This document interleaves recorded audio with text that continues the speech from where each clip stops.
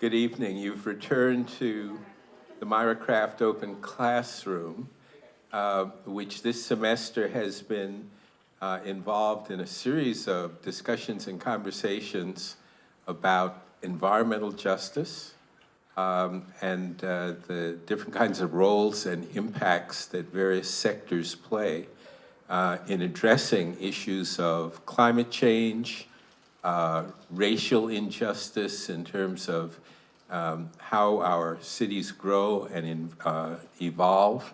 And tonight we are very fortunate to have as part of our live streamed presentation folks from the real estate development community, a community we don't hear enough from in the academy. The work that folks who are involved with real estate development are involved with runs the gamut from commercial development to small housing developments and planning issues. And for reasons that have always seemed rather unfair to me, the folks who are in the development community don't often have an opportunity to speak to us as academics about the nature of their work and how and why they do the things they do. And clearly, their work has a major impact on our environments, both physical and social. And so I'm happy to start tonight's presentation by introducing my long-term friend and colleague, Michelle Landers, who is the Executive Director of the Urban Land Institute. Michelle, you're on.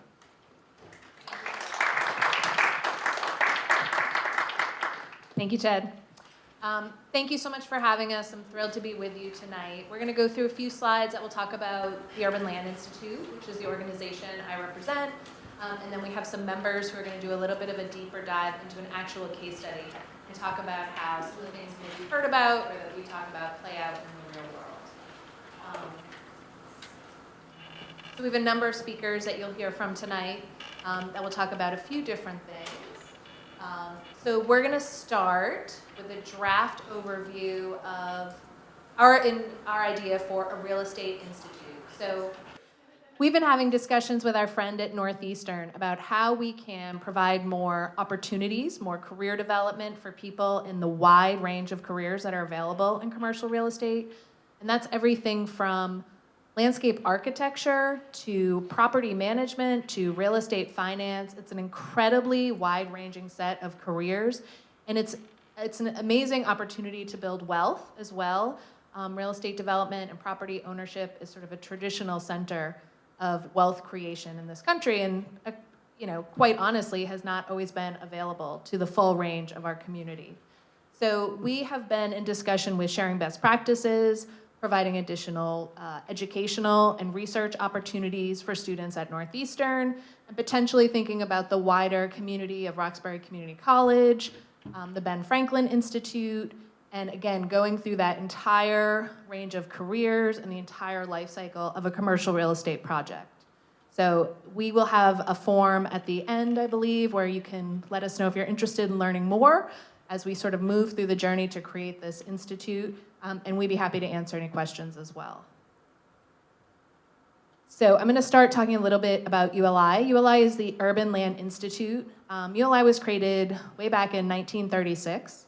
Started as a developers roundtable. A group of developers in Kansas City would get together, talk about their projects, what they would do more of, what they would do differently in the next project. And that's kind of the core ethic. You'll hear that referred to several times tonight about sharing best practices.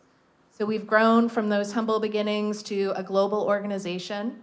We have almost 50,000 members worldwide. We have offices in North America, Asia Pacific, and Europe. The vast majority of our members are in the United States. Mike and I, Mike who's here with me tonight, Mike Bryan is our senior associate. We represent ULI Boston, New England. So we have about 1,300 real estate professionals, and those are individuals, not companies. And again, we have architects, engineers, developers, landscape architects, planners, pretty much anyone that is involved in the development of the built environment. We have members who are college-age students, all the way up through folks who have retired but kept their membership. It's an amazing network. We have people who have been involved for decades, who have formed lifelong friendships, incredible business relationships, and I'm clearly very biased, but I think we absolutely attract a higher quality and higher caliber of real estate professional, folks who are interested in responsible development, giving back to communities, and advancing that knowledge sharing. So again, I mentioned this concept of the Real Estate Institute, and that would involve mentoring, networking, career development, as well as knowledge and education. Again, we have members who are active in all these different facets of land use and real estate, and they're eager to welcome the next generation of real estate professionals. One of our goals is really to develop the future leaders and to increase the diversity within our industry so it better reflects the communities that we're developing in. So I'm gonna have Mike talk a little bit about some of the resources that are available through ULI. Great, thank you. So yes, like Michelle said, my name is Mike Bryan. I'm the Senior Associate for ULI Boston. Talking about some of the resources that ULI has, of course, with networking being one of the major ones that she discussed, we also have a lot of opportunities for education and for really diving deep into resources from across our global network. Our ULI learning program is accessible not only to our members, but to anybody, although that does include a premium. And this allows access to over 30 plus courses in real estate finance, pro forma analysis, pretty much the whole gamut of information that you consider when you're looking at trying to understand the foundations of real estate and really diving into courses on that end. Similarly, we have our ULI Knowledge Finder, and this is where you can access our digital archive of over hundreds of thousands of reports, webinars, anything so far written down from the 1940s forward that was a representation of ULI, even some of our reports back then who may not have been reflective of how the world of development is reflective now. So it's a really great resource that is member required, but it does have a great depth to it in regards to the material that you can access and the questions that you can ask yourself to then dive into those resources. Additionally, achieving the ULI mission, ULI kind of has a very broad platform, but it prides itself on kind of 4 main plans that it addresses communities and addresses its membership with. Firstly, looking at access to opportunities to connect with other professionals. Like Michelle said, architects all the way to landscape architects, all the way to planners, finance, banking. Any of those spaces are connected through ULI and find themselves in rooms that they may not have always thought they could be in, but when they appear in these rooms and have these ULI connections, they're able to really have the conversations that are less about how do we make a building come up or how do we close this deal, and more focused on how do we solve these grander issues that are plaguing us? How do we deal with the affordable housing? How do we deal with the increasing rent? So ULI is really passionate about that. We have our communities, and we advise communities on challenging land use issues, and we do these through 2 main kind of facilitations, our advisory services and then our technical assistance panels. And these are essentially us working with communities, whether it be a city of Chelsea, whether it be the city of Malden, and them coming to us and saying, hey, we have an issue, we have a corridor that is being underutilized, or we have a site that is a brownfield and is really nasty with environmental contaminants. How can we pull this into something more useful? How can we really provide benefit to it as a space? And we come in with our members and say, hey, we've got all these professionals from architect, like I said, all the way to finance. They look at the space and they spend the day with that city working out what is the best use for this resource. Additionally, diversity and leadership goals is huge for ULI and, of course, for everybody these days. So there's a very big DEI commitment that ULI has when it comes to membership and really increasing its opportunities for both young professionals, old professionals, anyone interested in these spaces. One of the programs that we run at ULI Boston is called our Pathways to Inclusion, and it focuses on creating a scholarship program for young professionals of color to come in, learn about ULI, become a member for a year, and have access to all of our resources and get to network with others. And then lastly, we have another program called Urban Plan, which ties into our learning and our knowledge finder and educating communities and educating student bodies. And this program is essentially an urban development simulation where we work with universities, high schools, communities, and public officials. And they essentially learn through this process the basics of a development RFP. They learn how to form a development team, and then they take that team and the RFP and go through that process. They say, hey, here's my site planner, here's my finance. Let's pull together this plan, let's make sure our numbers check off, and let's go through the process to understand what are the trade-offs of development. And that's the key thing that we harp on when we do these educational sessions is understanding the trade-offs of development, understanding the trade-offs of making a decision to have 100% versus 10% affordable housing, of understanding that you can't have parks on every city block because it just doesn't financially work out. So that trade-off part is really what we focused on implementing for students to understand and for communities and for public officials. And then lastly, just looking at some of the work that we have done, our Building Healthy Places initiative is really focused on the idea of that equitable development and sustainable development, looking at how do we create spaces that are not only healthy for access to green space, but access to food, access to first mile, last mile radiuses of transportation. Is it walkable? Is the housing affordable? Are they close to healthcare? Et cetera, et cetera. So that is one of the initiatives that really drives utilized work across the global network and really pushes people to sit and think really hard on the problems that are facing us today.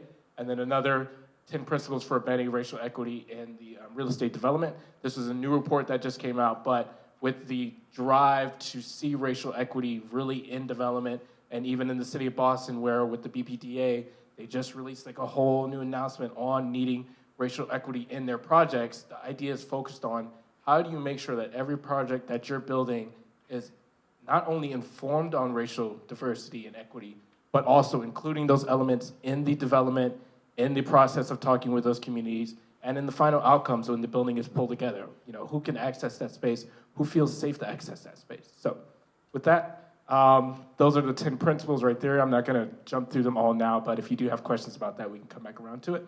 And I'm gonna pass it off to Lauren. Thanks, Mike. I'm gonna hand this to you. Awesome, it's nice to be here and it's nice to meet you all. I'm Lauren Ballou and I work at Longfellow Real Estate Partners. And my role is I lead our Environmental Social Governance Initiative, or ESG. And very similar to sustainability, getting at the same goals. Could talk to you about that topic for a whole presentation. So if you have questions on that, we can circle back. But I'm gonna talk to you a bit about environmental justice and the built environment. And I wanted to make you all aware that there are, of course, formal definitions for this. The one on the screen here is from the US EPA, and it really aims at fair and meaningful treatment and involvement of all people in creating environmental policy. And it's achieved when, and I don't think it's always achieved, but it is achieved when there's equal access to decision making and there's an equal degree of protection from environmental and health hazards. So that's the formal definition. And this came about, this policy lens, because historically, urban planning, land use, development has been a tool of injustice, and it has been used as a tool for segregation. And I find that The Color of Law by Richard Rothstein really lays that out nicely, so highly recommend. We have a couple of other resources on the screen too, recommended by folks on the panel tonight. One of those is a ULI report, and I love this quote taken right from the report. The intersection of racial, economic, and climate justice often involves the built environment and land use. So environmental justice as a policy lens, aiming to right those past injustices. Okay, so I mentioned there's a formal definition at the federal level. There's also a definition here at the state level. So in Massachusetts, if you're interested in more information, know that's a long link, but if you do a little Googling, it'll pop up. There are specific definitions of what they consider an environmental justice population. And this very colorful map you see different census block groups, and each one is indicating something slightly different. And it might be a minority block group, it might be based on income or language isolation or a combination of those factors. So this is an interactive map, and you can, again, go online, check it out. And what's interesting is a lot of our urban areas, a lot of places where we do a lot of development, a lot of environmental justice block groups right in that area. Okay, this will be the final regulatory policy slide for you guys, I promise. So I wanted to mention two pieces of legislation.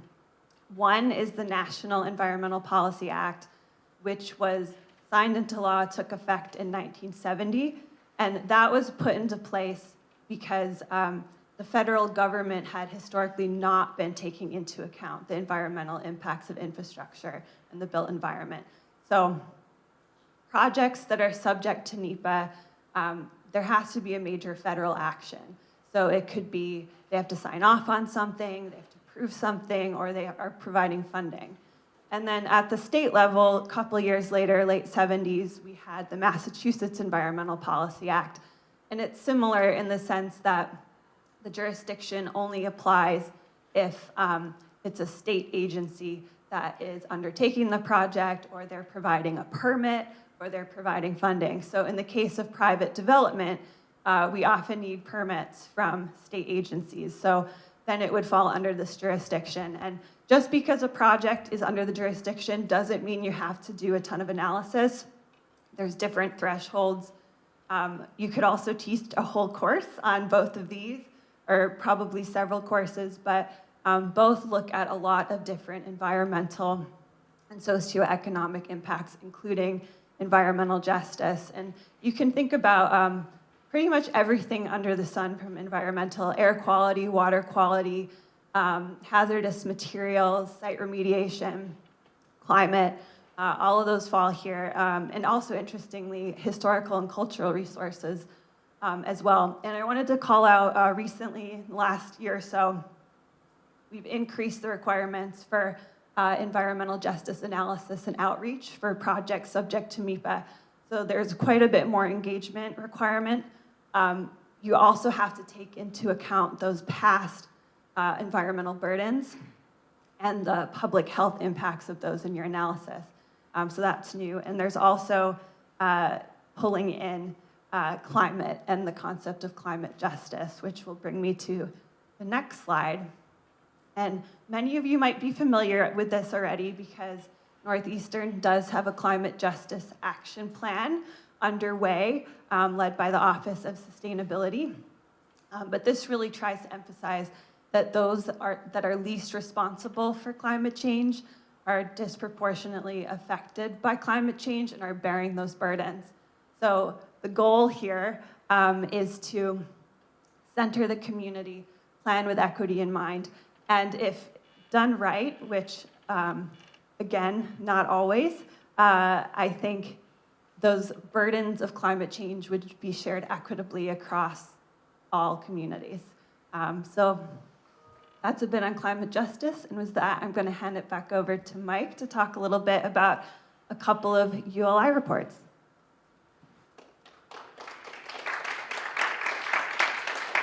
So I'm not going to spend too much time on this, but jumping back to, like I said, some of the reports that you can access through our Knowledge Finder, two of the main kind of reports that I wanted to highlight are Living with Heat and our Climate Migration.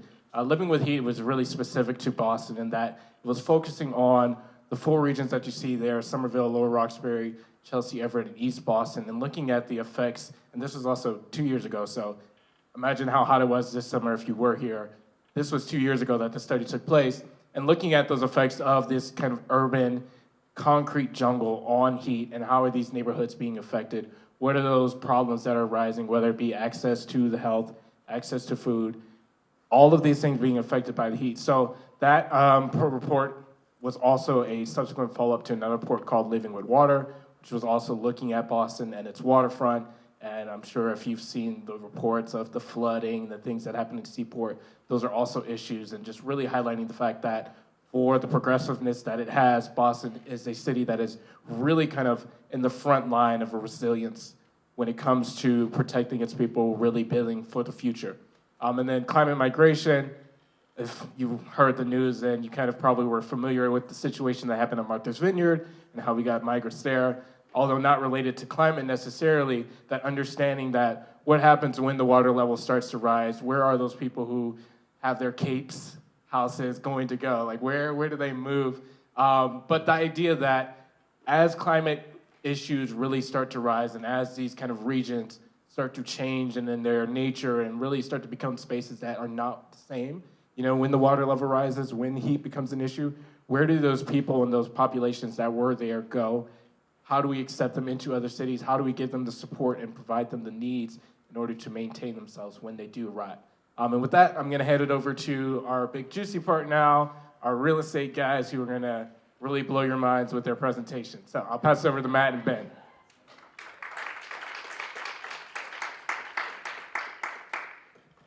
All right, well, good evening, everybody. My name is Ben Sales. I'm with Longfellow Real Estate Partners. We're based in Boston. We'll get into that. I'll just let you know that if my mother could see me now, she'll be amazed. She wasn't sure that I'd make it out of college, and here I am. I'm speaking at once. So I'll just give you a quick overview on Longfellow. And Longfellow's been around for 13 years. We're comprised of industry veterans who came together and decided that it was frankly, just a new way to do our business, and we've grown relatively quickly. We're up to about 190 people right now across the country. We've just expanded into the UK. We have a portfolio right now of about $10 billion worth of real estate under management. That's 8 million square feet of existing. We've got a pipeline of about another 7 million square feet that we're gonna build. We're currently investing our second fund, which is a $2 billion equity commitment. So levered, that's another $6 billion of real estate.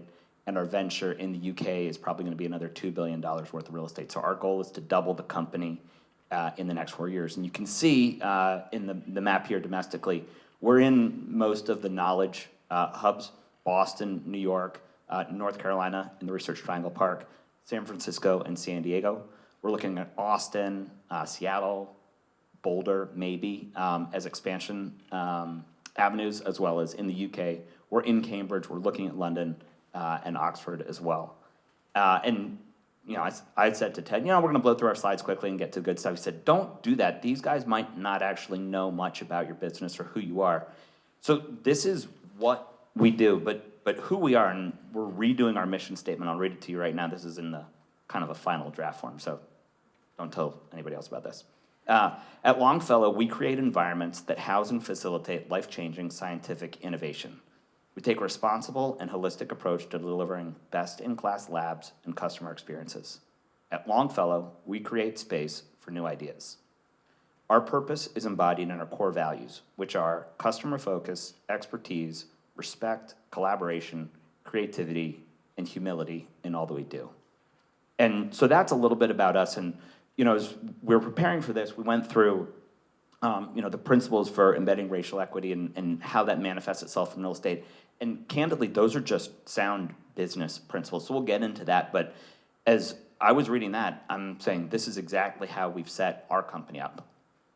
So Lauren, if you go to the next slide, and I'll just give you a couple. Embed racial equity across all aspects of your real estate development practice. Check. We've got 190 people, and we need people to do every type of job imaginable. We have people on staff that change light bulbs, repair HVAC, accountants, construction guys, ESG guys.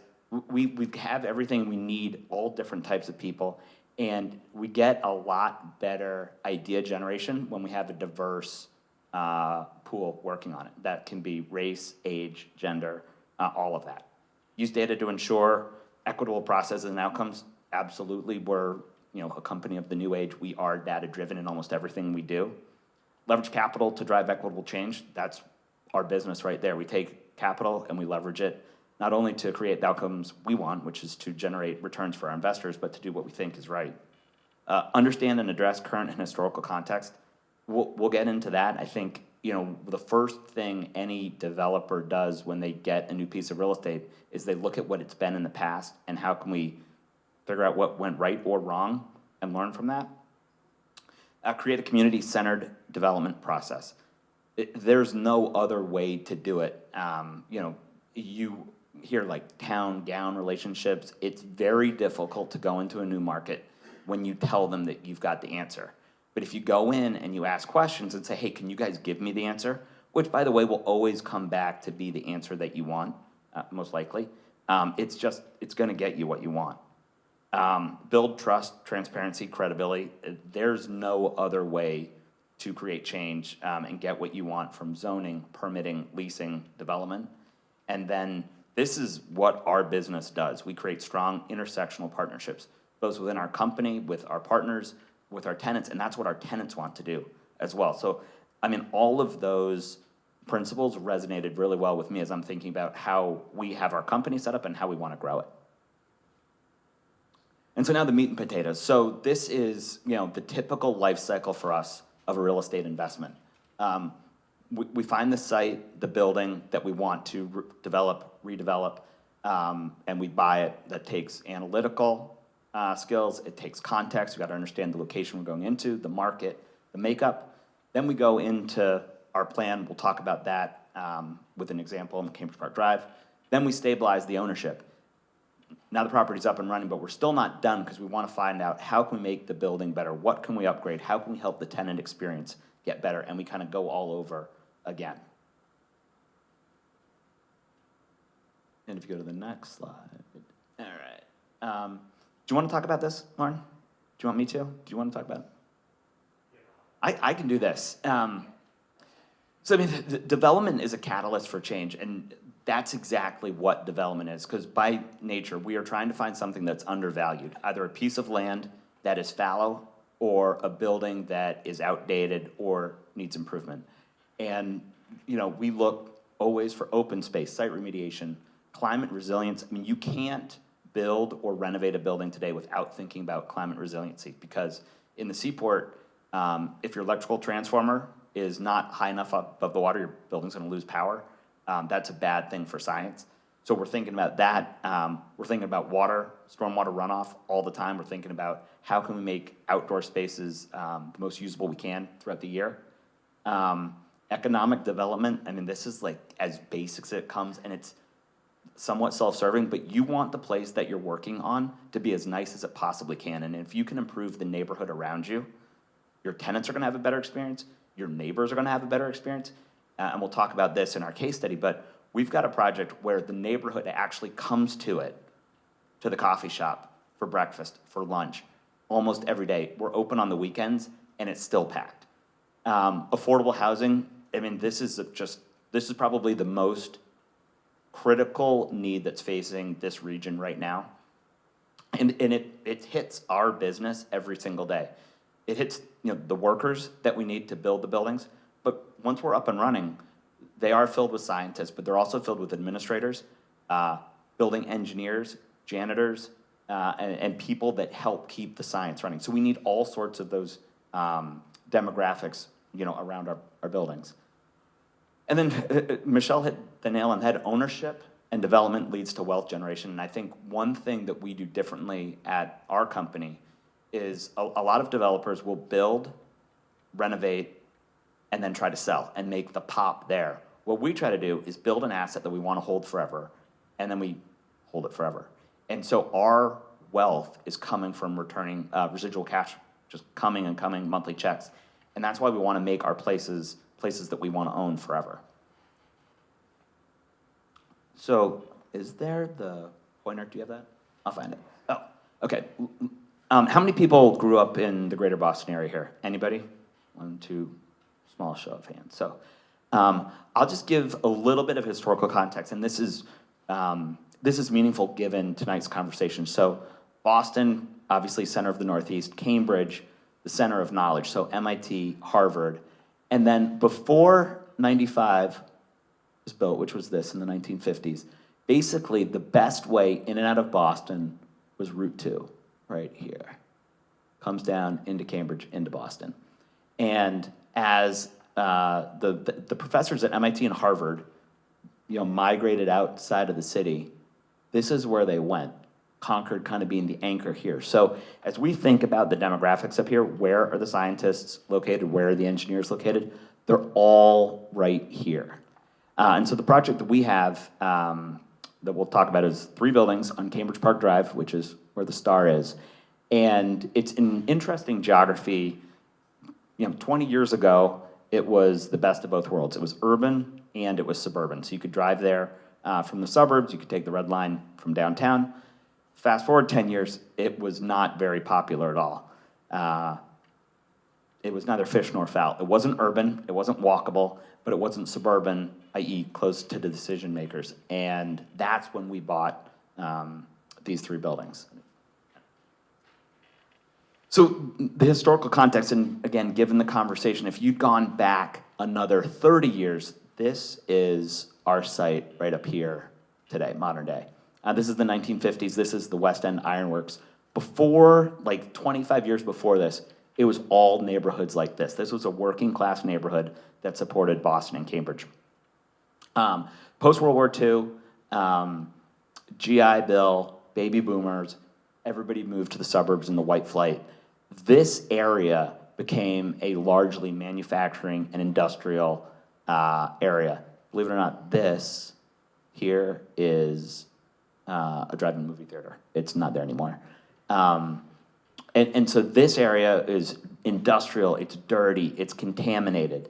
And if you fast forward to the modern day, this area is still very, very much in transition. Buildings that look like this here, these are apartments typically. But all of this stuff here is still generally single-story buildings that have outlived their useful life, and they're being turned over into very, very valuable life science research space and some medical office, but it's mostly lab out here. And just to orient you, this is the MBTA's big garage at the Alewife train station. I probably should have put the red line T, which is right here. So that's the terminus of the red line.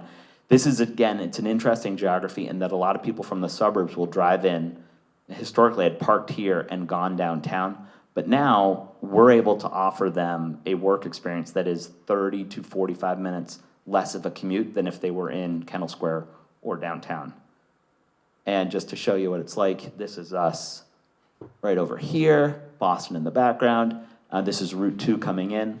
And this area has really changed over the last 60 years from what candidly was an industrial wasteland to what is today a true live, work, play, 24/7 type of neighborhood. Thank you, Ben. My name is Matt Lerner. I'm with Longfellow Real Estate Partners. I'm a senior project manager working on design, construction, and development. What that means is I help run the developments day to day from permitting, zoning, design, all the way through the fun stuff of the construction. Quick raise of hands. Who's been to Alewife? Wow, more than I expected. That's great. So as Ben mentioned, really rich history site. And when Ben mentioned as well, old steel mills in the floodplain, the first thing we think of is risk, remediation, et cetera. Some people that scares away. For us, we actually see it as an opportunity. So when we acquired this asset in 2017, talk about big data being one of the main principles, we studied the heck out of it. 5 o'clock every day, insurmountable amount of traffic getting out of there. We said, why is that? Because there's nowhere to go. So the main thing we said was, before trying to get returns for our investors and lease this space up to biotech tenants, we need to create a sense of place on this campus. So what you see right here is actually a rendered plan of what we've done. Obviously you have, let me use this, there we go. 100 Cambridge Park Drive, 150 Cambridge Park Drive, and 125 are the assets that we own. In total, that's 700,000 square feet. But we really took an outside-in approach in our urban design. We said, how do we create a stickiness, not only get people here, but have them stay? There's nowhere to go for lunch. There's nowhere to hang out. It was all grass and dirty dirt. So we said, we are going to make an investment on the landscaping. Now, as Ben mentioned, we do have a fiduciary responsibility to our investors, but as Lauren mentioned earlier, we have an ESG responsibility as well. So that came hand in hand. So what we said was, we are going to clean up this entire site. And when you're in the floodplain, that requires a special permit in the city of Cambridge. So we went with the city of Cambridge, politicians, planning board, our neighbors, residents, et cetera, and we said, what's it been like living here? How can we help? How can we do better? So the first thing they said was, there's nowhere to eat, there's nowhere to lounge. So we took on this massive endeavor we spent north of $11 million on just landscaping alone.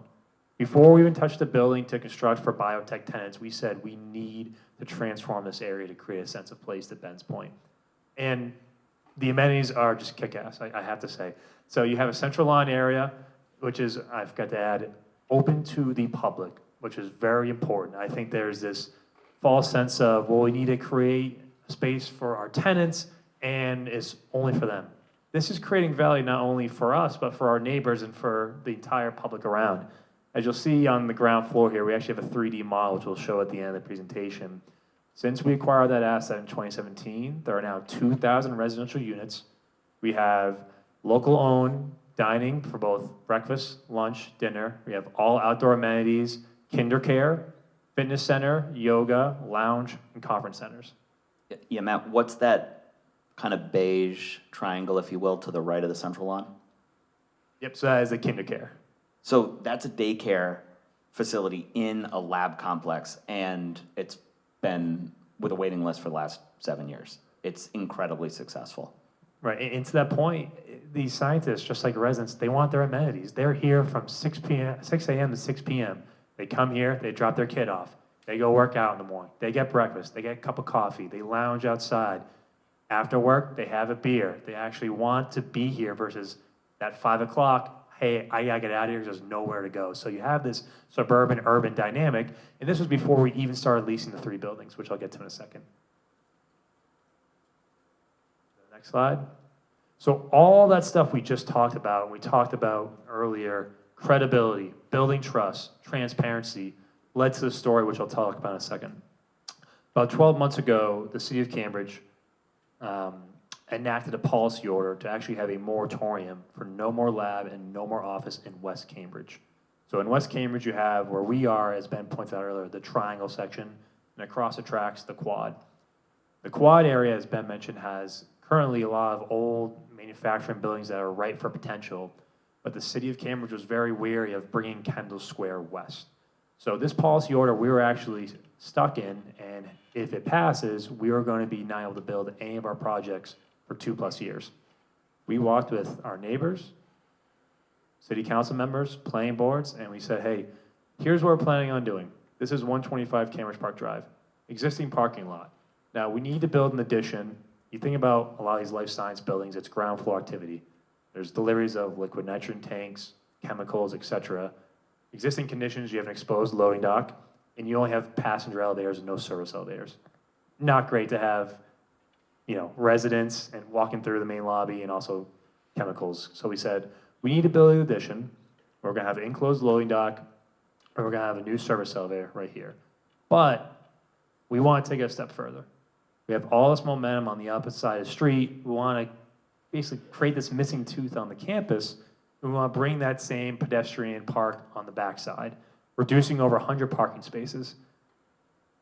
8 months later, the city of Cambridge voted to exclude our properties from the moratorium. And it's because of that work that started 5 years ago, not knowing that this moratorium was going to pass, that we built all that goodwill with the city.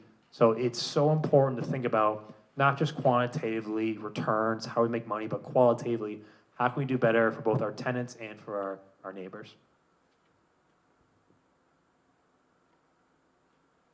And then get into the fun stuff. Sorry, Ben. Design and construction, for me, it's the most fun. I came up in the construction business. It's tangible. You see your progress on a daily basis. You walk this Northeastern campus, and there's some of these beautiful buildings going up right now. Cambridge has a little bit of everything. It's so dynamic. You have these 1980s office buildings that, to Ben's point, it was the 80s. Build it cheap, build it not sexy, just get it up there and go. We're taking these and transforming them to Class A life science facilities. So that's increased air, electricity, water, that you have institutional knowledge with millions of dollars relying on our facilities for these science. So we also had existing tenants in these spaces. So to Ben's point earlier, we actually had property management working with our tenants, walking and being transparent, saying, these are our plans, we want to convert these to lab, let's go. And then secondly, 125, I just mentioned, special permitting, zoning process, work with our design team. We'll also have a ground up facility. In this rendering here, you see pedestrian blue bikes given back to the city. Those are actually solar port charging stations. So we'll actually have 25% renewable energy on our site. Again, none of that stuff was required by the city of Cambridge, but stuff that really, to Ben's other point, is part of our core values that we know just continues to create value for our tenants. I mean, I think that's kind of the name of our game was value creation. And I think the way that we create value is, it's right up there, adaptive reuse versus ground up development. Both of those are extremely, extremely difficult. Adaptive reuse, you're renovating a building while people are living in it, doing their day-to-day jobs, and you're jackhammering above and below them, expanding the building. It's incredibly difficult. And ground up development has so much risk associated with it, just from construction costs. You're timing the market 3 to 4 years from now. And all of that is driven by data. I mean, again, I go back to kind of the principles for embedding racial equity. Create a community-centered development process, check. Build trust and transparency, check. Strong intersectional partnerships, check. So there are jobs within the real estate world focused just on this, policy, getting the projects the right to be built. And, I think we were talking just before this, there is an interesting thing going on in our world of kind of the friction that's just naturally occurring between residential real estate right next to life science real estate. And if you look at what we've done in Cambridge Park Drive, it's kind of the poster child for how those can harmoniously live together. And we need policy advocates to get us allowed to do stuff just like this. Anything more on the DNC side? Well, Do you want to talk, like, maybe just to put it into dollars and cents, I think Matt touched on it. It's a 700,000 square foot project. It's worth $1 billion today. That's like $1,500 a foot plus or minus, and we're not done yet. So when we're done, this will probably be an investment of roughly $700 million of cost with a value of $1.5 billion. don't forget the triple return, Ben. That's right. Triple return. Also wanted to mention that this is right in some environmental justice block groups and populations. Yep. Had to put the plug. And so this is kind of what it looks like on the ground now and what we hope. I mean, one of the other things we do, I think, really well is we bring programming to the building. So Matt talked about food and beverage. It's kind of like the hot button for us. And if you look at this photo or rendering on the bottom left, this is that 3-meal restaurant experience. So the 2,000 apartment units, they'll come here for coffee, they'll come here for lunch, they're coming around the weekends. And that just makes a sustainable business for our tenant, who otherwise we might have had to, we actually pay our restaurants to stay open a lot of times. Here, they'll make money on their own because they are doing something that the community wants. Believe it or not, these 3 women here in the middle photo, those are Longfellow employees. That's why they look so happy. So we have, outdoor chess, ping pong, foosball, all sorts of like fun games that are spread throughout our campuses. The guy on the top right, that's also a Longfellow employee, very clean clothes. So we bring services in. In this park in particular, we'll have mobile car washing come. We'll have a mobile eye doctor come. We'll have somebody come and do headshots once a month. So we'll do all these things that people want to do, and we'll just bring those services to them. And while you may be looking at the bottom image there, bottom right, and say, oh, that looks so cool, can't believe you guys did that. That's actually not us. That's what the building looked like when we got it, and we've totally turned this on its head. We've created more real estate, if you can believe it. But the top left is what it looks like right now. And we have a team fully dedicated to this. I think when we talk amenities, there's this false stigma of, hey, we have a gym. Check the box. You walk in there, there's one sad Peloton in the corner collecting dust, and nobody's in there and using it. But for us, we have a team, boots on the ground, saying, hey, how are you today? Would you like to take a class? Can I give you a 5K? So it's the little things that also help us during all the construction as well that really has been the secret sauce. It's really a hospitality type feel. I'm just gonna I'm taking a picture of Mia to show her that she's in the slideshow. And that's pretty much, I think, all we got. So Mike, you wanna talk about the QR code? All right, so thank you very much. Another round of applause for all of our presenters and presentation. So we are going to jump into the Q&A portion, but before we do that, One, we have a QR code here. If you're interested in more information about the Real Estate Institute, which we're going to talk a little bit more about before we jump into the Q&A, or the Urban Land Institute, or just real estate in general, feel free to scan this code. As well, I think you can get our information from Ted as far as emails. So if the QR code isn't working for you, which it should work, I tested it. But if it's not, you can reach Ted and he can also provide you our contact. And then,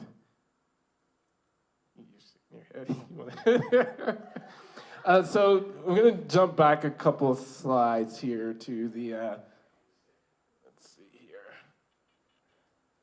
Just to kind of harp back again back on the point of the Real Estate Institute and why we're here tonight talking to you all. So I'll give it to Lauren in a second to give some context, but like we were kind of discussing earlier, the whole idea behind this Real Estate Institute is that with the ever kind of changing tides of the world today, with everything that's going on, a lot of the hot topic issues between resilience, racial equity, even just affordability, and on top of that, the situation that the world is coming out of, 2 years of COVID, being in person versus being virtual and how the world is changing, there's a huge demand for, of course, workforce in the built environment section. I won't even just say real estate, but the built environment, land use, construction, finance, all of those spaces are really craving for that young potential, young opportunities for the ones who are going to replace the partners, the ones who are reaching that break. Hey, I want to retire next year, but I don't have the staff to do it. That is really, truly where the world is at the point now, where we're trying to bring in that collaboration, trying to bring in that information and knowledge piece to students, but also to those people who have a lot of the times been excluded from these spaces, underrepresented in these spaces, and not really had information to this, or not had exposure to this information or the opportunities, yet are the ones who are watching their neighborhoods change before them, experiencing the gentrification and the displacement, and wondering what it is that's going on, why are these people allowed to develop, and really having a hate for the next Amazon warehouse that shows up in your neighborhood because you don't quite understand the full exposure and full range of everything that's going on. So the Real Estate Institute is really looking to bring in, like I said, that collaborative effort, Longfellow spearheading, ULI supporting, Northeastern, of course, being the foundation for that, to really create these opportunities so that it's not just saying, hey, here's more classes for you to take, but here is a class that you can take, which you can then shuttle that professor, who can then provide you an internship, who can then give you a recommendation for a job, and so forth and so on. It's really about tying together all of those loose pieces. And I think he's not here today, but Dr. Richard Harris said in a really nice way, it's not about creating a pipeline because pipelines link, but rather creating a braided riverway of how do we catch the people who are in construction all the way up to the C-suite? How do we make sure that all of those roles are filled, all of those opportunities are being presented for everyone and not really facing the issues that they are facing today where the construction companies and the development companies and the real estate companies are all really searching for this potential and wondering where it's coming from. So I'll pass it to Lauren to say a few more words. All right, thanks, Mike. So what I think I'll add to that is we've mentioned a couple of different career paths so far, a lot of them around urban planning, design, construction. Ben touched on the investments side of things and the finance side of things. But you can also work at a real estate organization or in this space doing marketing or managing our properties day to day, or you can be in IT. Pretty much anything you can think about, there's a career for you in real estate. Or like me, doing environmental and sustainability stuff. So this institute, bear with us as we build it out. This was our first step in that journey. We have a lot of ideas, and I think the next couple steps will probably take our bringing some of this, building out the introduction to real estate development and bringing that to more classes, maybe do like a visiting series. And then ultimately we want to work up to having like dedicated courses and doing like many different topics in this realm. So we might do an entire course on transportation and traffic planning, because that's a huge piece of it. We could do an entire course on environmental planning and permitting and environmental justice. I'm sure Matt could teach an entire course on the construction side of things. It's really endless, the topics that we could build out under this institute. So it's exciting, and if you want to learn more, again, the QR code. Do you want to put up the QR code and leave it up there, and then maybe we can just go to questions? Cool.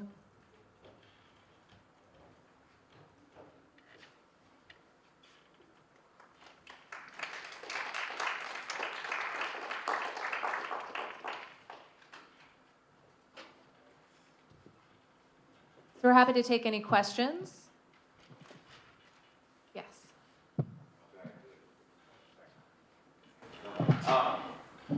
Yeah, this is more for the Longfellow folks, I guess. Your business seems to rely upon relationships with urban intellectual institutions, many of which have been historically exclusionary. How have you navigated those partnerships when and if you receive pushback on your activity?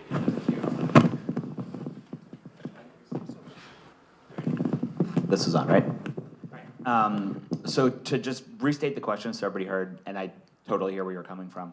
The question was, Longfellow's history has been built on partnering with academic and medical institutions, many of whom are or have been exclusionary, and how do their past actions reflect on our future investments? And so I think you're right on. That is absolutely one of the ways that we've grown. It's by partnering with Harvard, MIT, Mass General Hospital, Brigham and Women's Hospital, Duke, Columbia. We're working on an investment with UPenn right now. And their histories may be what they are. If you look at where the developments exist, the geographies, they're in emerging places. The deal we're doing with Penn right now is in a very, I will say, emerging neighborhood. And they are looking to us to effectively anchor the neighborhood with science. And so we're going to build, what could be up to a $400 million investment, 450,000 square feet. And this will be the first outside investment on this, I don't want to call it a satellite campus, but effectively they have what they're terming a clubhouse of innovation.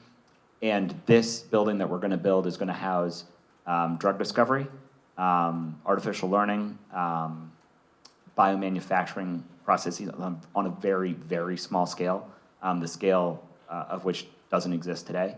And so a lot of these institutions are putting their money where their mouth is to anchor certain neighborhoods with our developments, and they're looking for us to, satisfy the embedded demand that might be at a Harvard, a Penn, an MIT, Beth Israel. But what they're also looking for us to do, and probably more importantly, is to bring outside tenants to co-locate there. So to bring a Johnson & Johnson into these neighborhoods to provide jobs for the entire socioeconomic gamut. So does that answer the question effectively? Okay, thank you. Yeah, I have a related question. You make reference to your investors and to adding value, basically. Who are these investors? Not specifically, but who are the people who invest, and what are their expectations, particularly when you start to talk to them about community engagement and the kind of amenities that you're putting into these developments, which don't appear to intrinsically generate more profits? Great question. And you were on mic, so I don't need to repeat it. And I'll just give you the history. So Longfellow started with two guys, Adam Sickle and Jamie Peschel, two guys, one idea, 0 square feet. And they knew exactly what they wanted to do, which was redevelop and build buildings for life science.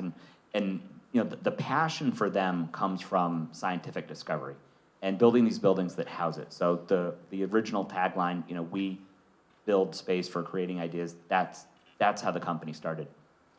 We started with 4 buildings, 4 investments, all of which were profitable, with a very large publicly traded REIT. We did not have any control, so to speak, and so when they wanted to sell those assets, we did. but that was what put Longfellow on the map. Our second round of funding actually came from Harvard's endowment, and those people spun out. They're now the real estate arm at Bain Capital. That's public, it's not a secret. That was a $200 million equity investment. That was extremely successful. We were able to retain most of those investments in our new fund and sell a couple others at a profit. Our second fund, our first fund, standalone, is the $2 billion equity vehicle. It is now almost going to be $4 billion soon, and we have just 2 investors there. They are one of the largest sovereign wealth funds in the world and a municipal pension plan. Our second fund that we're currently investing is also one of the largest sovereign wealth funds in the world and the largest domestic pension plan, CalSTRS. And so to your question, so what do they want us to do with the money? They want us to put it to work, specifically in the life science sector. And as we get going, we're starting to meet more and more people beyond just the investments team. So when I say that Lauren is one of the most important people in our company, she absolutely is, because what our investors are telling us is that we have to become not just green, but we have to be way more focused on ESG, how we run our business, how we run our properties. And we're very proud to say that we just broke ground on the first all-electric building in California for life science. It's 330,000 square feet. It's incredibly expensive to do, but our investors pushed us to do it because we all know it's the right thing to do. They accepted a lower return to do it. And then I think, the other thing they expect us to do is to be good stewards of their money. And so when we put it to work, and by the way, these guys aren't just hiding behind computer screens. They'll actually come out and see it. And so when you drive somebody up to a property that you own and have been managing, you want it to be as nice as it possibly can be, and you want the area around it to be as nice as it possibly can be. And so what we do, as we've done in Cambridge Park Drive, is improve the area around us while improving our buildings, and it's really a twofer. It makes our investors feel great when, pride of ownership, they're satisfied with the investment, and it makes the investment perform better, and that ultimately is borne out in the rents. People want to pay more rent to be there than something that is not quite as nice. Yeah, maybe you can also talk about some of the environmental things that you've done in Cambridge at this particular property. Sure, so everybody can come down and look at the model, but I think a few things, as we mentioned earlier, heavily contaminated site. So we actually conducted an AUL, which is an activity and use limitation with the DEP, Department of Environmental Protection. So we cleaned up all the contaminated soil that was ridden with lead.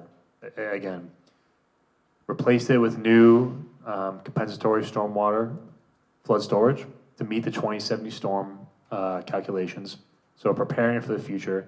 And then taking it even a step further, on-site renewable energy. I think we dare to be bold. You hear a term standby, redundancy. What does that mean? And usually to do that, you need diesel-fired generators to make sure that these scientists and their systems keep going. What we're testing out actually is that on-site renewable energy for solar, we'll use that for standby energy for our scientists. So it's going above and beyond, and our minimum design standard is LEED Gold. We will not build anything that's less than LEED Gold across the country, Cambridge, California, North Carolina, et cetera. So that's some of the few things. And then most importantly, heat gain we talked about. Obviously, a lot of trees, as you can see before, it was all open, but we've worked with the city arborists in Cambridge, have added approximately 100 plus trees on the campus itself. And then electrical vehicle charging stations. So on our parking lot here, we will have 20% day one EV charging stations and all the infrastructure ready for the balance of the parking spaces.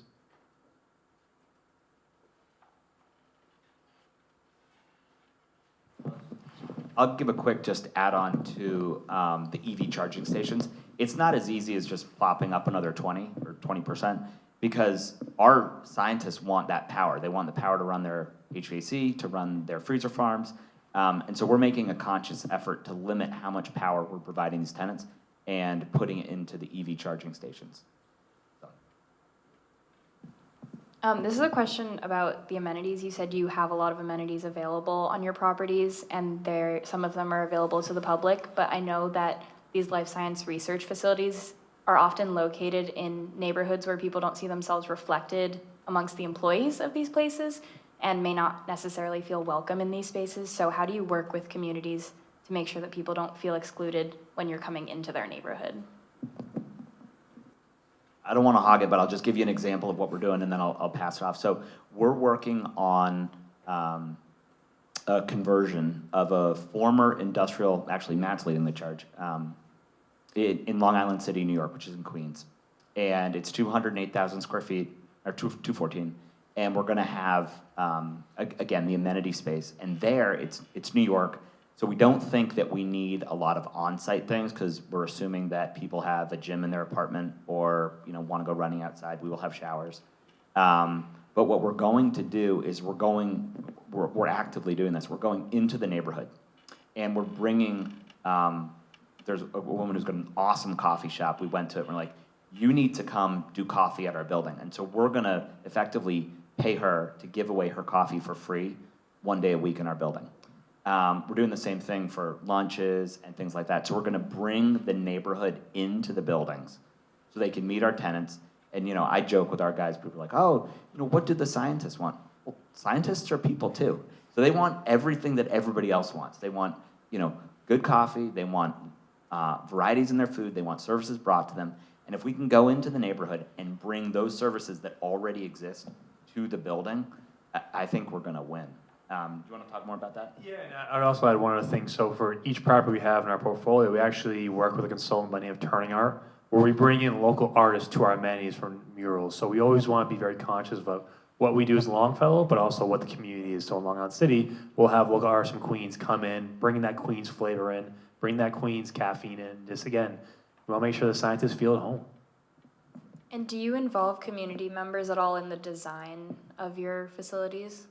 Absolutely, and a lot of times, and we talked about kind of that zoning and permitting stage, particularly in Cambridge, they heavily influence that design. They'll actually have design criteria that they're involved day one. Before we start putting drawing pen to paper, they'll say, here's what we need in this community. We have surrounding buildings that are brick, terracotta, we want you to match that character. Now, we'll try and put a twist on that, but it's always approved by them. They're involved day one, sitting at the table, and again, looking at our principles of embedding racial equity, it's having that transparency, having that, day one conversation with them. And I'm going to take it a little bit higher up and in a broader perspective as well. I mentioned the BPDA earlier, the Boston Planning and Development Agency, and one of the biggest things and one of the roles that they play is that they are also that mediating body between the developers and communities.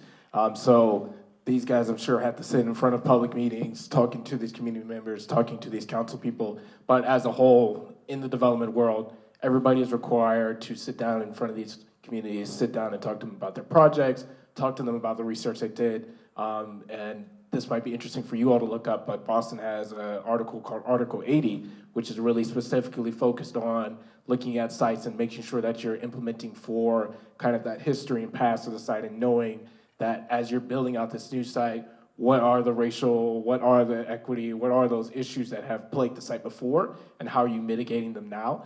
So a lot of the work that development agencies and groups do, Longfellow included, really do focus on beating those conversations at the BPDA level, but some of those groups also take it that much more further and do get on the ground. They actively work with the people who they want to see in their spaces, who they know are going to be in their spaces regardless of whether or not they talk to them. So it's a very in-depth process.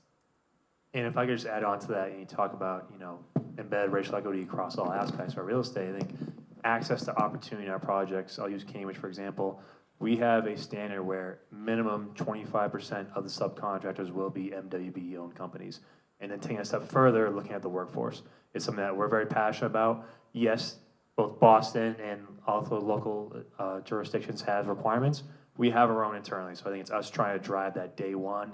And then you have these career fairs. You go out to schools and try to get them in the workforce, and you talk about these opportunities, because this campus alone probably created more than 1,500 jobs alone just from construction, so we're very conscious of that.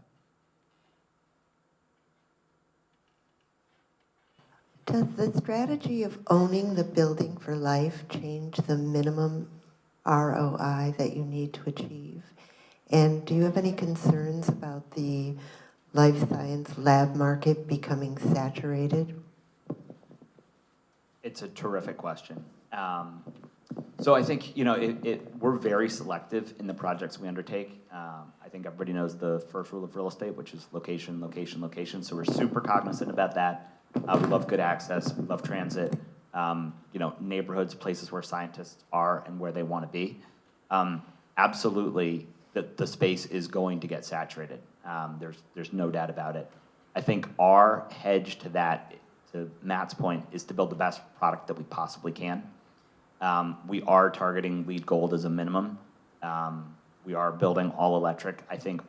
I know our company viewpoint is that buildings that are not sustainable are ultimately going to price at a discount from an investor standpoint, and from a tenant standpoint, they probably won't touch it. And so that's our hedge to, what right now is the flavor of the day. Really good question. And then the related question, which came up in some of our preliminary discussions, it goes to the flip side of holding a property in perpetuity, in effect, and that is, why does a developer decide to build in some place like the seaport, where there's a high probability that there's going to be flooding and disruption? Why are all of those other folks doing what you're not doing? Well, we love the seaport too. We would love to have a building there. I think, and we've looked, and there are things that people are doing to hedge against sea change or sea level rise. Building the buildings higher. I think you've got to be effectively 5 feet off of the last, high tide, if you will. Putting transformers and generators on the second floor or on the roof. That's what we do. So there are hedges. I think, the world just isn't looking that far down the line right now. I don't know, Lauren. It's starting to, yeah. So I think the real estate industry right now, looking at climate risk to a degree, but it's starting to become more sophisticated, particularly in that due diligence research phase. And I think every real estate developer owner has a certain hold period that they're looking at for their returns. So you want to look over that period, but then, as Ben mentioned, you need to think about that future buyer too. So I think looking out at least the next 20, 30 years is starting to happen, but I'm not sure people are looking all right, what's this going to be in 100 years? So it's starting to get more sophisticated, and us at Longfellow, we're already doing this to a degree throughout all of our phases, but part of my role, and I started in March, so not quite a year yet, is helping us to improve upon our process for our climate risk evaluation. I was just going to add on to that. I think the bottom line reason is that it's still quite profitable. The Seaport is an incredibly desirable neighborhood. We had an event last night at one of Amazon's new building. You go outside at 6, 7 o'clock at night, the bars are packed, the streets are crowded, there are young people, there are, people of every age, people are living there, working there. The properties, and the nature of development in Boston is that the newest properties, the most recently developed, are the most sustainable. They have the highest requirements around both energy sustainability and resiliency. The sort of public infrastructure isn't quite catching up, although, the city of Boston is investing lots of money in that infrastructure. And currently, they're all insurable. There are risks. There are risks to be anywhere. We were talking about, some of these recent hurricanes, and we mentioned that fluke hurricane Irene that barreled through Vermont 10 years ago, or maybe even less than that, came out of nowhere and destroyed all this property. So these risks are coming. Sea level rise is sort of looming out there. Storms are very unpredictable. Obviously, increased precipitation is something to worry about. But the newest buildings and the ones that are going in now and in the future are truly the most resilient. We have a lot of old building stock in Boston, which is a bit of a risk, and there aren't a lot of mechanisms right now for retrofits.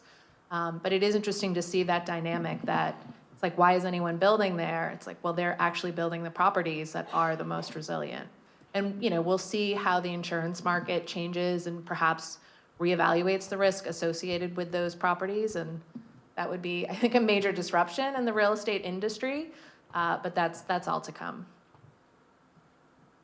Yeah, just speaking of social resiliency, I remember coming out of the pandemic and we were having a hard time getting people back to work. But you go over to the seaport and everybody's there. So it's a place that people want to be. It's a place investors want to be. And to Michelle's point, it's still really, really profitable. Howdy. So, be fair to say that Longfellow likes to put green spaces in your developed properties. Yes. Yes. Yes. Yes. I'm sure it's very good for the value of the property, and in terms of the properties around it too. I can see how building these publicly available green spaces, as well as having publicly available services integrated, can add a lot of property value to the surrounding community, which can definitely help with the approval process of getting everything done. One thing I was curious about is that when you are building one of your very open, green Longfellow properties in a area that's middle income, for example, I don't know the exact details of where your UPenn satellite campus property is, but it is highly likely in its nature to increase the property values of property around it, and thus likely to increase rent around it if there's any residential properties. And I know your projects also tend to draw in a lot of jobs too from the area and create jobs. But I also happen to know that in terms of Boston, for example, we import a lot of our construction workers from Rhode Island, the greater Boston area, Revere, etc.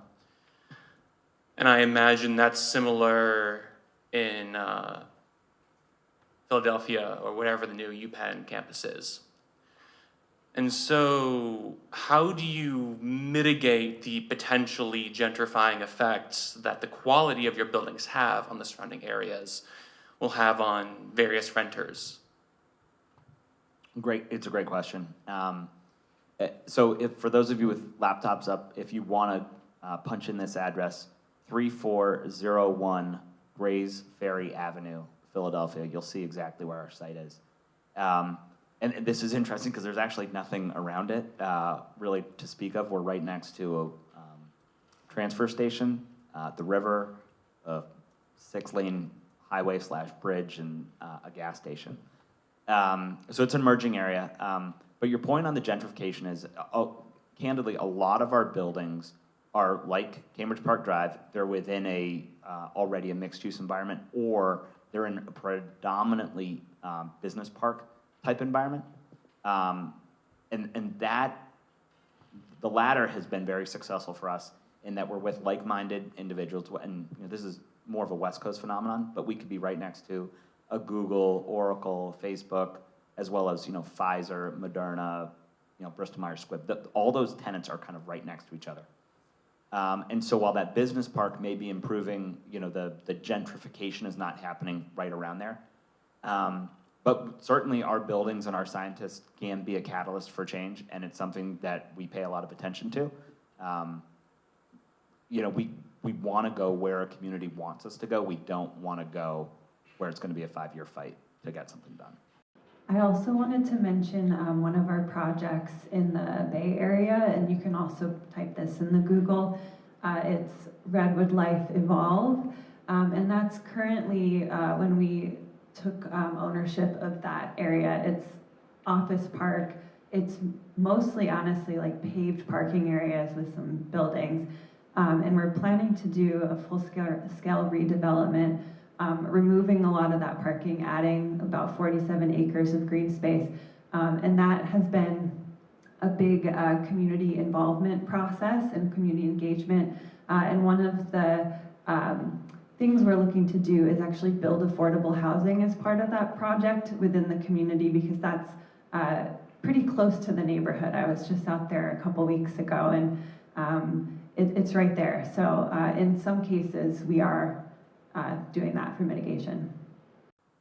And I'm gonna add one last point. I saw that punchline coming, so I was like, I knew somebody was gonna ask about it. But just looking at the broader view too, though, I think one of the interesting things with real estate and this space, and really trying to have conversations with people who don't work in this space every day, the issues of gentrification and of really kind of, the word's slipping me, gentrification and displacement.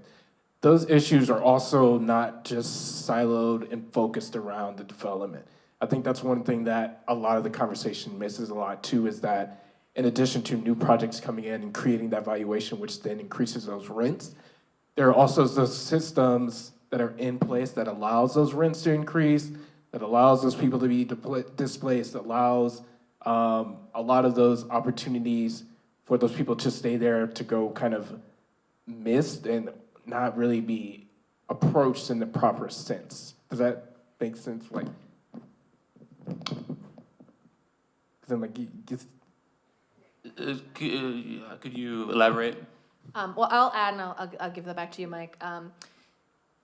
Some of this is, I think, the work of public policy and the municipal leaders. I think if we're relying on property owners to not maximize the value of their properties, that is perhaps a little naive.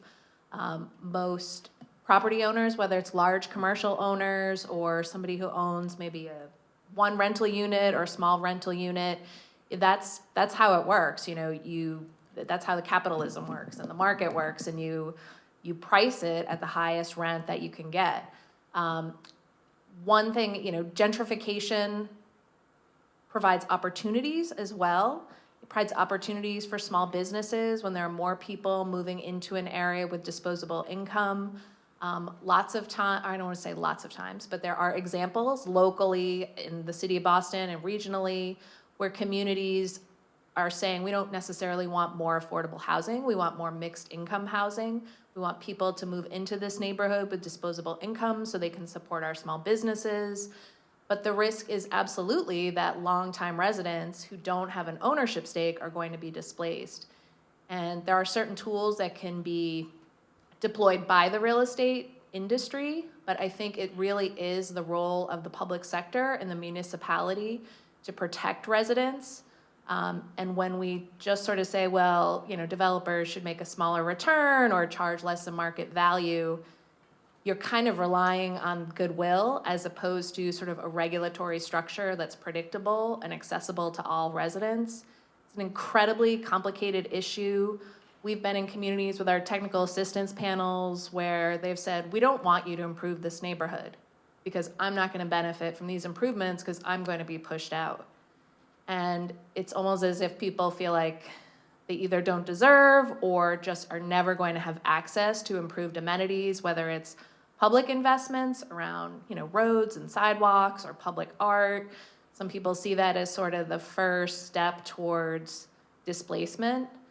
But people deserve to have a high quality of life. And again, I think it's, incumbent on the public sector and municipalities to have tools in place that really protect their residents and not just rely on the market forces to solve the problem. Because housing is more than a commodity. It's a necessity. It's one of the basic needs that we all have to have.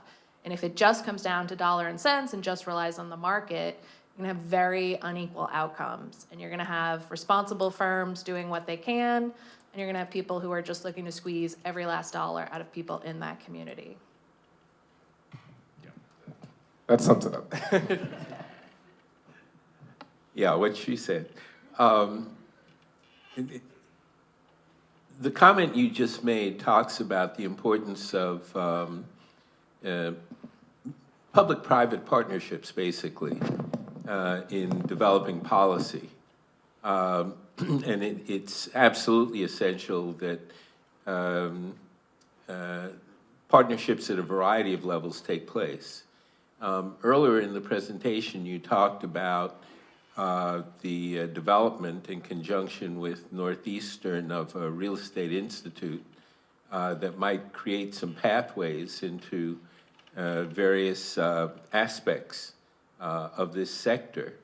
And I can say, because I know this, that it's very much a process that is under development, and a lot of people are talking to each other. I don't know if any of our Northeastern folks want to elaborate on that, but I will say that our session next week will also address what the university can do in conjunction with other folks.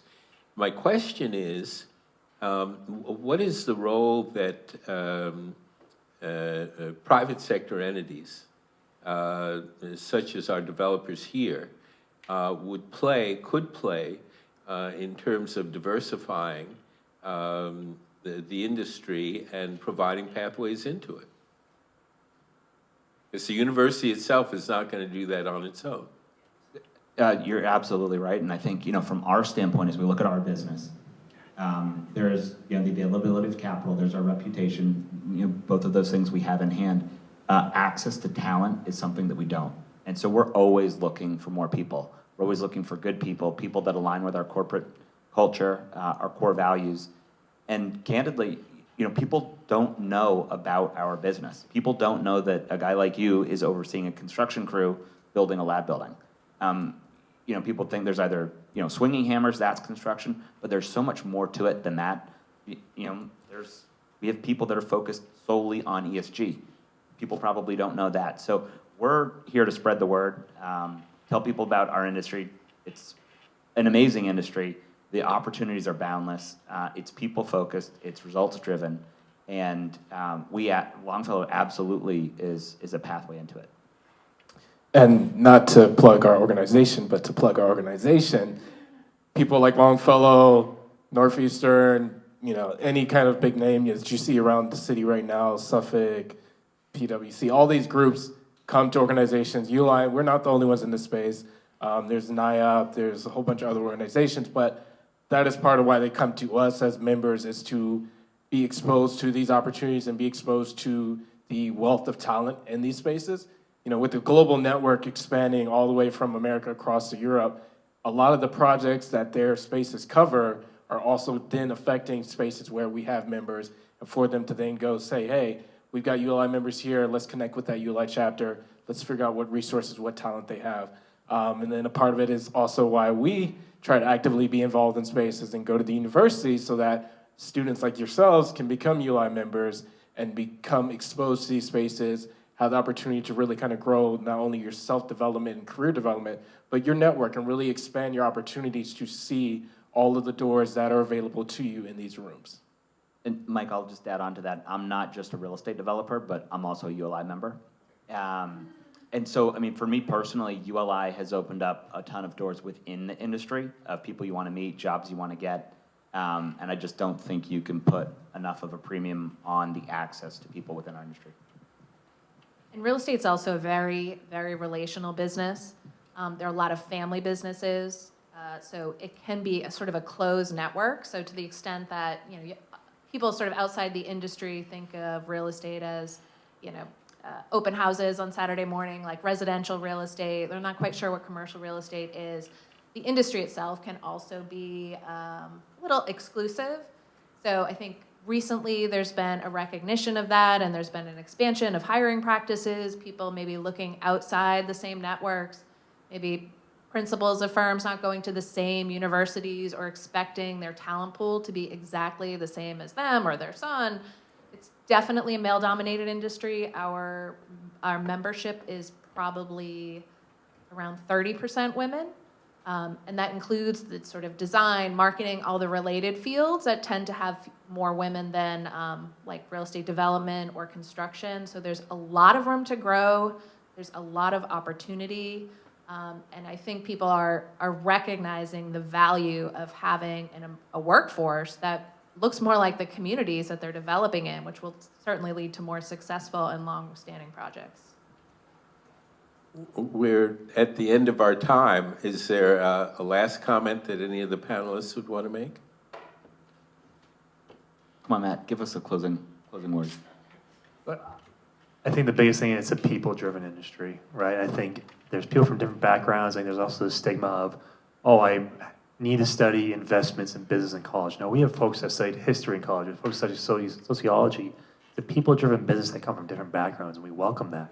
I think the more and more diverse we can get in our industry, the better our industry is going to be, the better our company is going to be. So again, I encourage you to, again, just get out there, network with folks, no matter your background. It's a very welcoming and people-driven industry. Okay, so next week, we're not quite done. Next week, we will continue our conversation about this university's relationship with adjacent communities and the things we can do to build quality of life in our adjacent communities. For those of you who are in this space, I encourage you to come down, take a look at the model.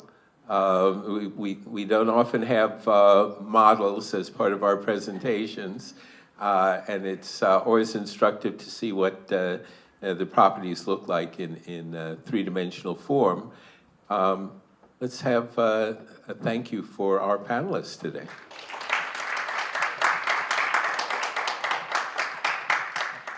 I think a site visit is well overdue as well. Do visit the site, it's fascinating.